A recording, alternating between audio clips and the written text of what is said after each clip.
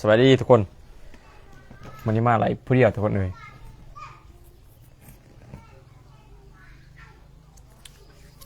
ผมก็ยาวเลยอันนี้บริตัดสวัสดีสวัสดี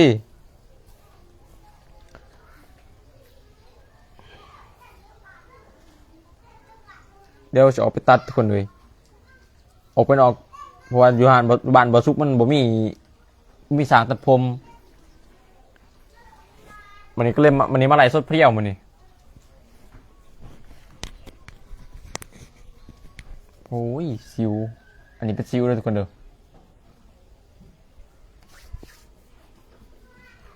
อยากฉันคนเดิม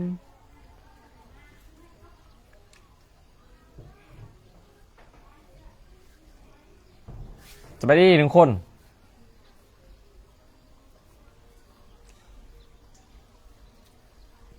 สองคนเลยเว้ยสวัสดีเด้อสวัสดีเด้อขอจ่อให้แน่ขอจ่อกระไดบอลเฟซบุ๊กมาชุบมันในใจเว้ยขอจ่อบอลได้ทุกคนเนาะ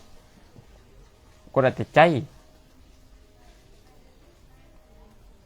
สวัสดีสวัสดีหาคนเพื่อเข้ามากันเลยก็อย่าลืมก็ไลค์ก็แชร์นะเด้อ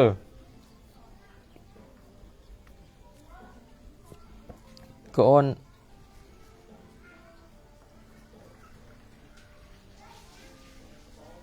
หนึ่งคำสัญญาเคยบอกน้องว่าสวัสดีเก่าคน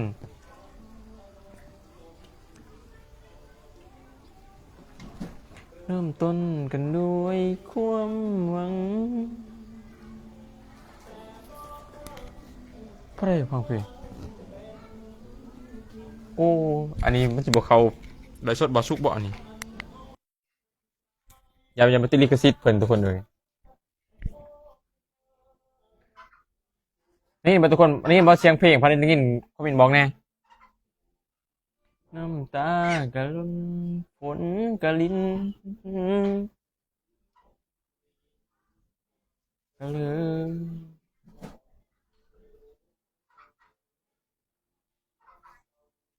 สวัสดีสิคนกลับทักทายสวัสดีเด้อไปได้ข่าวมาแล้วก็ยืมก็ไลค์ก็แชร์บอสุกในเด้อตัวนี้บอสุกบริลงคลิปอยู่เพจใหญ่นะทุกคนเด้อเพจใหญ่บอสุกติดคัดจังหน่อยทุกคนก็เลยว่าบริลงคลิปนี่ยังบอทุกคนเสียงเพลงเพิ่นเปิดค้างเครื่องบอสุกทางนี้บอสุกสิเสียงไม่ลงทุกคนเพราะว่าอย่าไปติดลิขสิทธิ์เพลงเพิ่นวางทางกับไอ้สา เสียงเหมือนฝนตกใส่สังกะสีทุกคนเนาะเว้ยคนคอมเมนต์บางคนมีแต่คนเบิ่ง8 คนไปยังห่วงกับคน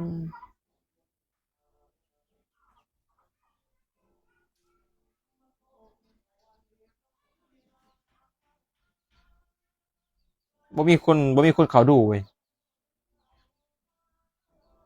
ใช่กับพากนะทุกคนเด้อพากทุกคนก็ติดตามเพจนี้เด้อบ่ได้ติดตามมาแต่เพจใหญ่เพราะว่าบ่สุกบ่ได้ลงคลิปอยู่เพจใหญ่ทุกคนช่วงนี้บ่สุกนี่ลงคลิปอยู่ที่โปรไฟล์ตัวที่ว่าบ่สุกไลฟ์สดอยู่ทุกคนเด้อก็มีหลายคนเพิ่นว่าเป็นช่องปลอมทุกคนสาเหตุที่บ่สุกเปลี่ยนชื่อก็มีหลายสาเหตุอยู่ทุกคนเลยบ่สุกก็บ่ได้บอกว่าบ่ได้แจ้งเตือน FC เด้อทุกคนเนาะเพจใหญ่บ่สุกมีปัญหาบ่สุกก็เริ่มบ่ได้ลงคลิปอยู่2นั้นทุกคนเลยเปลี่ยนมาลงคลิปอยู่โปรไฟล์นี้แทนเด้ออย่าว่าเพิ่นเขาใจะผิดว่าเป็นช่องปลอมตัวนั้น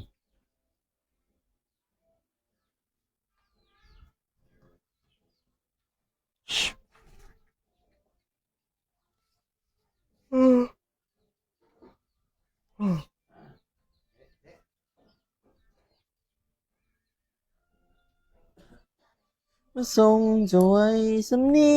ละโอ้คำใหม่คำใหม่เว้ยบ่ได้เฮ็ดหยังนางลิ้นอันนี้บ่ได้6 คนเจ้าเฮ็ดหยังเจ้าหั่นผู้ติดตามบ่สุกบ่อันนี้ก็มี1 คนทุกคนเลยทุกคนในโซนนี้เฮ็ดคลิปบ่ฟีดทุกคน คลิปบาซุกมันบ่ฟรีทุกคนเลยด้านเสนอเลยทุกคนเด้อไปเห็นมากลับมาเห็นคลิปบาซุกอ่ะอย่าลืมกดแชร์ไปให้บาซุกแน่ส่วนนี้ปิดกันแห้งทุกคนเลยเห็นคลิปบาซุกลงคลิปมือหนึ่งพวก7 คลิปบ่มีคลิปฟรีทุกคนเลยเลยแน่เป็นก็กับบาซุกทุกคนคือเมื่อวานนี่ก็มีคลิปฟีดอยู่คือบาซุกลงประมาณเกือบ10 คลิปทุกคนเลยผิดผีประมาณ2 คลิปทุกคนเลย500,000 วิวกับ300,000ทุกคนคนหนึ่งโด้จะไปเด้อขอเบอร์โทรในจ้านเมื่อบ้านจีไปกินเบียร์นำผู้ไรอันนี้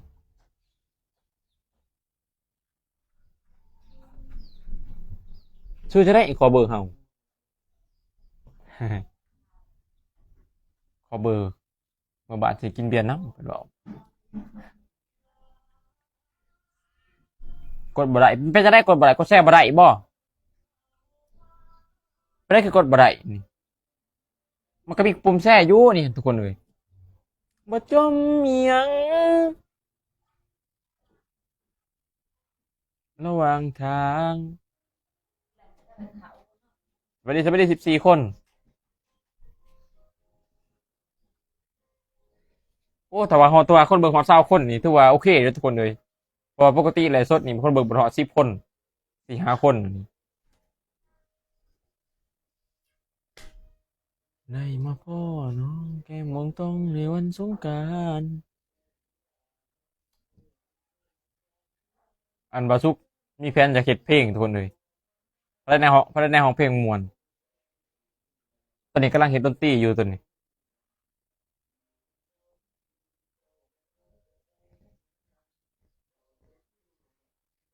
งานนี้ก็มาหาโอ้ยมีใครจะทำมาบ่อยอะไรเขามาแล้วก็อย่าลืม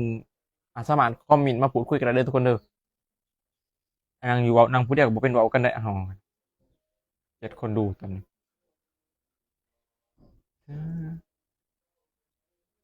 อยู่ใช้เมียเจ้าอยู่ใช้เมียเจ้าสาวไปเวียงเลยเมียเขาอยู่เวียงก็คงสิเศร้าไว้ก็รอจะอยู่คือเก่าเป็นเอาผู้ใดนอนนะ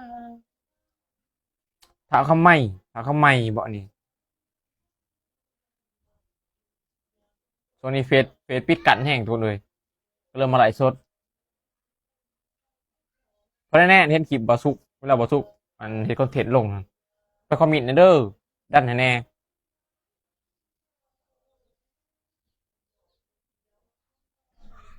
โอ้ยกระเพงมักลักกี้อันแหละอันบาซุกเอาไปเห็ดหั่นแสดงว่าบ้านเดียวกันกับมักลักบ่นี่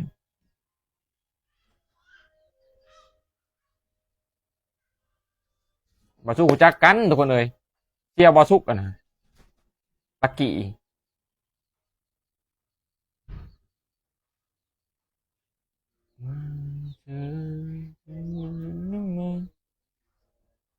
ของเพลงไงพังในกดติดตามเอาเพลงยังเอาเพลงยังก็เที่ยวบ้านอีกไม่นานก็คงสิเศร้าไอ้ายก็รอจะอยู่คือเก่าไปเป็นผู้สาวผู้ใดน้อนางนี่กดติดตามเรื่องของแล้วนี่เสียงแบบโอ้ยเสียงสูงเลยเสียงเขาของที่เทิงแห่งสูงอันนี้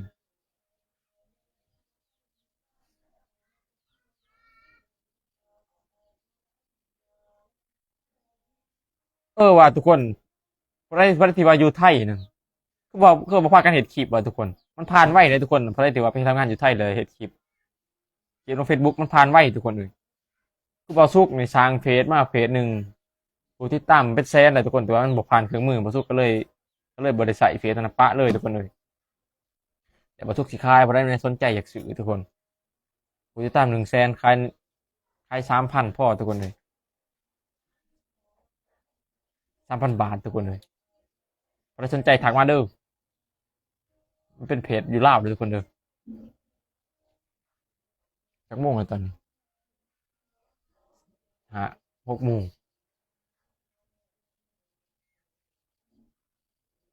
มาชุกอยากคายทุกคนไปตาม100,000แหละมาชุกอยากคายใน3,000ใครสนใจถักเข้ามาเด้อดอกกระเจียวบานโอ้ยสิวทีนี้วันบอสุกลายจ้ะทุกคนทีนี้วันเต็มมืดเท่านี่อืมนี่ทีนี้วันนี่ไอ้นี่ถ้าโตแห่งลายพี่ต้องมาเอาเท่าข้อพี่เยอะแยะ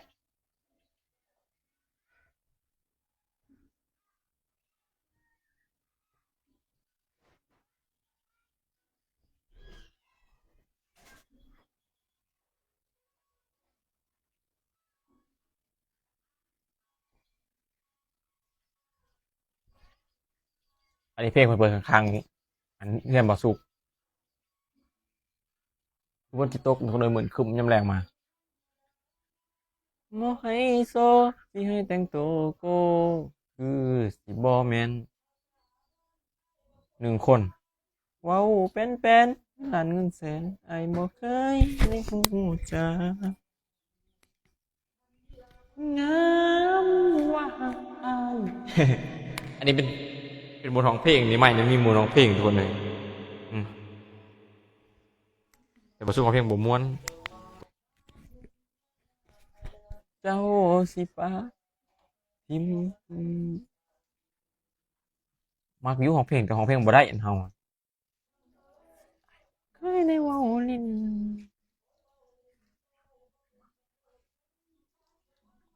นักไปนักมาบ่มีคำเว้าอยู่เลย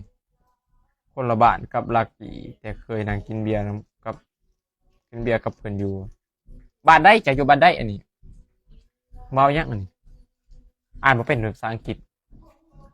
ว่าไอ้สิฮักเจ้าไปจนตาย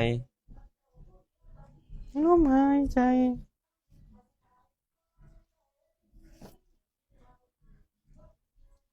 เคยได้หายใจโอ้ยศพใหญ่เว้ยศพเฮาบ่ธรรมดาศพเฮาใหญ่นะศพเฮา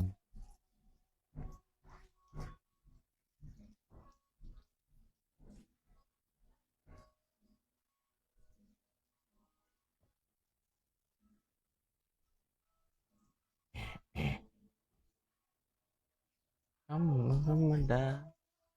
บ่ให้โซโอ้โอ้คือสิบ่แม่นว้าวเป็นเงินล้านเงินแสนไอ้บ่เคยได้ฮู้จักออกหมดแล้วเหลือ3 คนตอนนี้3 คนก็ไล่นะเว้ยผู้เดียวเฮา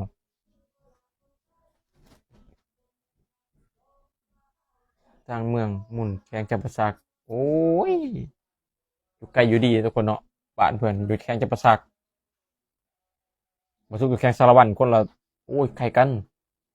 คนละแข่ง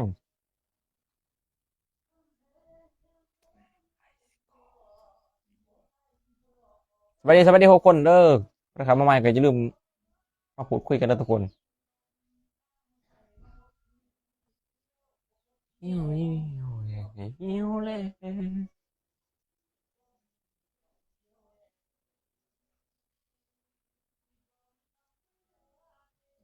มีโอกาสได้ไปลินบ้านเมียเดียวไปหาโอเคมาได้บ้านเมียเจ้าเวลามีโอกาสเวลาสิลงมาหาบ่าวสุกเลยมาแวะลินบ่าวสุกแต่ว่าลงมาทางนี้อันยินดีต้อนรับเด้อ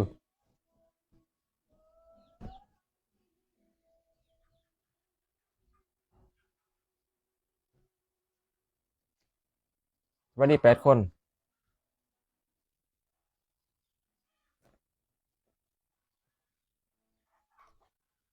อันนี้นั่งอยู่ซื่อๆอันนี้บ่เฮ็ดอิหยังอันนี้เป็นอาชีวะโอ้ยเว้าผู้เดียวเป็นอาชีวะอ้ายคนธรรมดาบ่ให้โซ